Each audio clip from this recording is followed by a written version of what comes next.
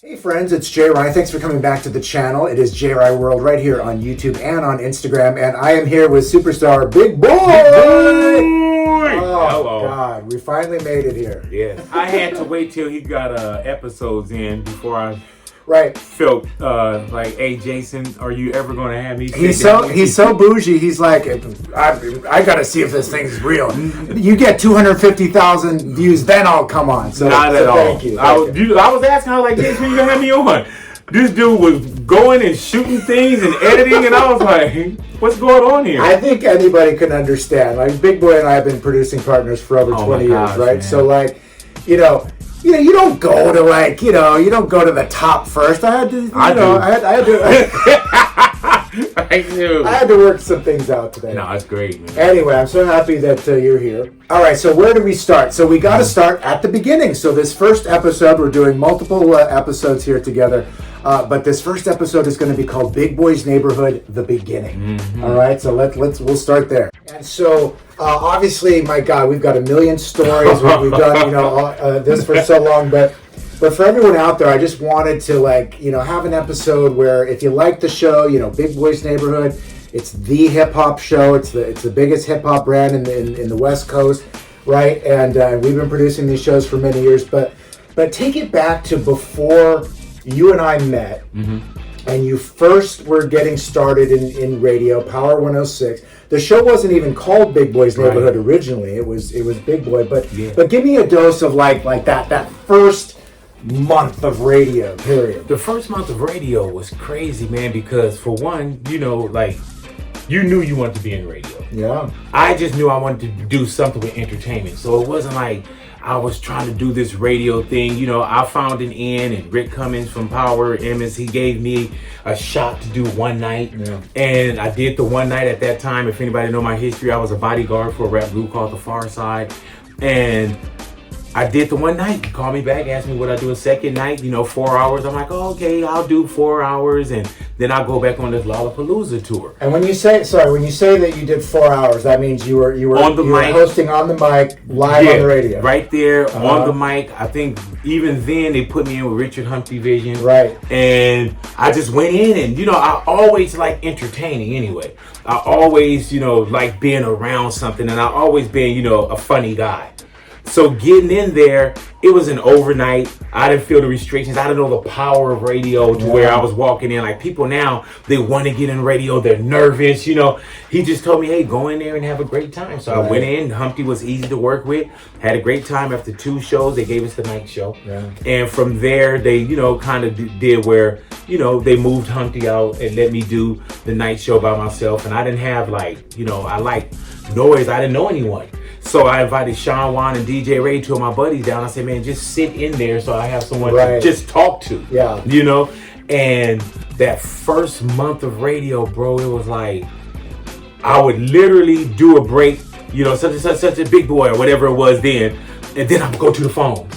And I would go to the phones because I wanted to hear if anybody was calling that knew who I was.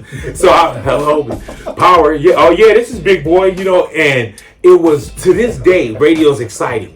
But Jason, you know how it is when you're first into something. It's that new toy, and I was so excited. And also, man, it was like all my friends from high school and this person and that person. This before social media. Everybody's calling up to the station like, Kurt, is that you? And I just was having a great time. And I didn't know how long this radio thing was going to last. Yeah. It was one night turned into 2 nights. And then they offered me a year contract. I didn't know what a year contract was. And I just went in there. And I remember RC, Rick Cummings, he told me, he said, well, go in there and just remember, he said, have fun. Go in and remember the station's just called Power 106. Yes, right. And I went in, and one of my breaks, I said Power 107.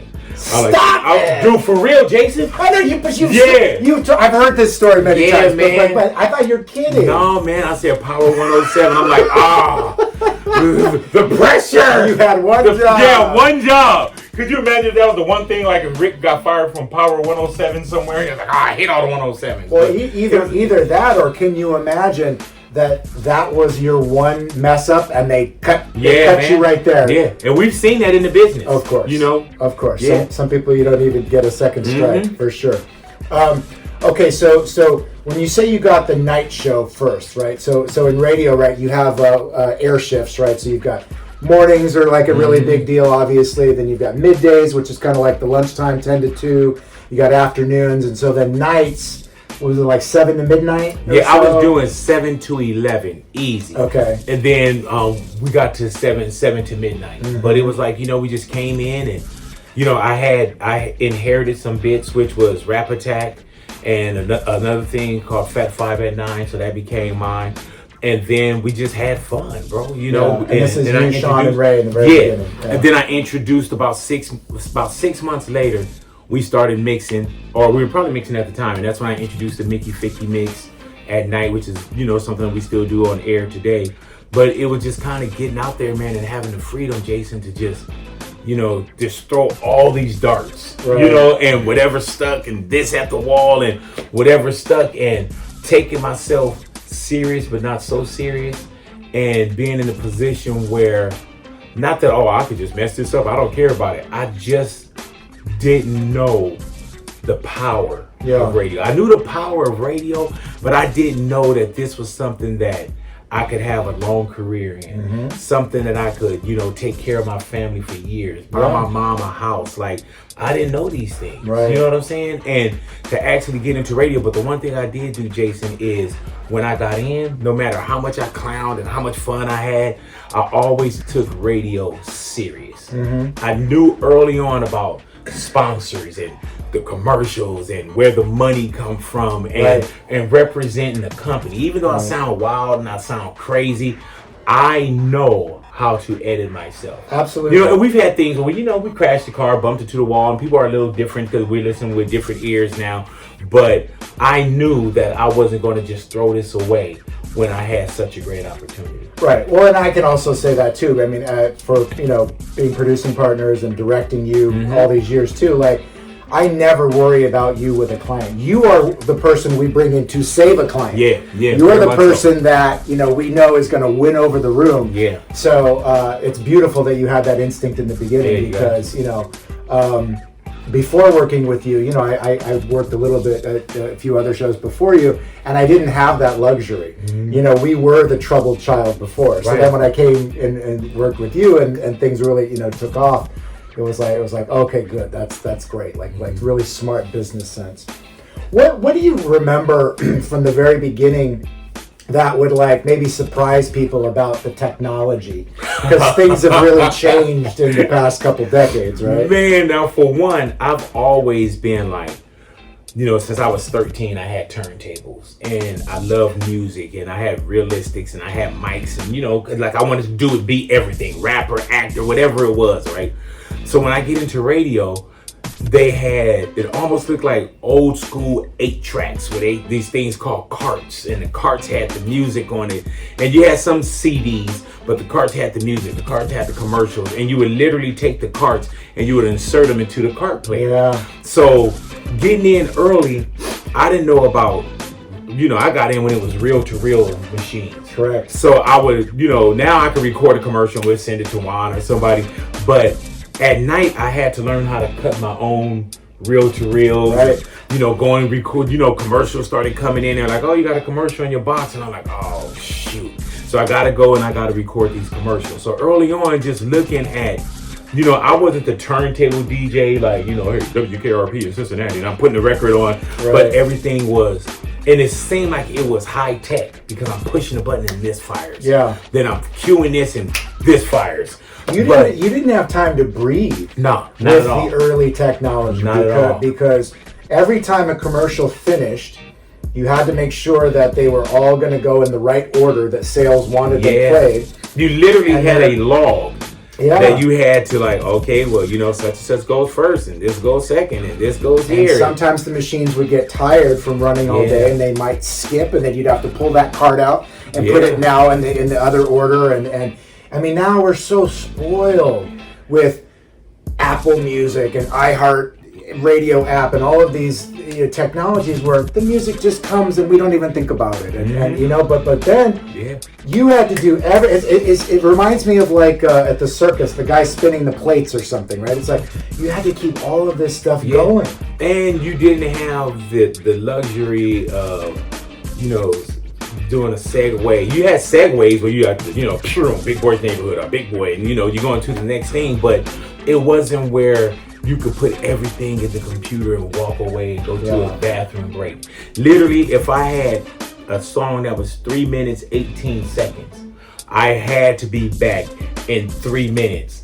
You know, 18, you're too late. You know what I'm saying? You got to cue the next thing up. So you were clock watching, but I'm glad that I got into radio where I saw that. And right when I started to get my own commercials and I took all these hours of learning how to splice, they went semi-digital. Right. You know, so. Yeah, I mean, right before I met... I'm like, no, I'm staying on this. Everything. Right before I met you, the show I worked on, we were also using reel-to-reel because, again, there wasn't any digital technology that was being used yet. And I made my first best of show. I made a 3-hour show.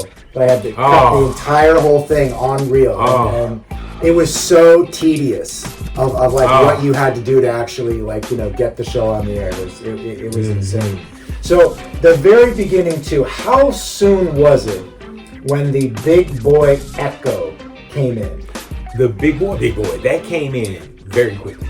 That was Sean Wan and DJ Ray, man, and it was like, I would say Big Boy, and they would just repeat it after me. Yeah. And it just became a staple. It was like something where I don't even know who did it or who said it first.